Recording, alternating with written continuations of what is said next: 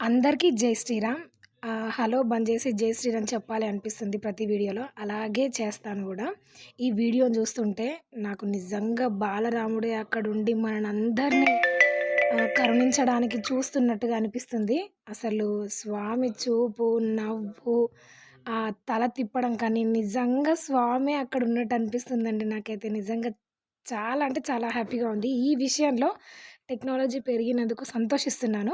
ఇట్లాంటి విషయాలలో వాడుకుంటే చాలా బావుంటది. పనికిమాలిన విషయాల్లో కంటే గూడా ఇలా యూజ్ చేసుకుంటే చాలా బెటర్ గదా!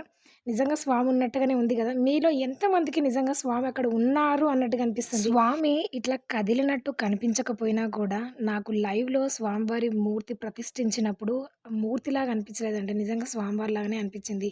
ఎందుకో ఆ స్వామి మూర్తిని చూస్తే నిజంగా ఒక ప్రాణంతో ఉన్న ఒక వ్యక్తిలాగానే అనిపించింది నాకైతే. మీకలా అనిపిస్తే కామెంట్ చేయండి.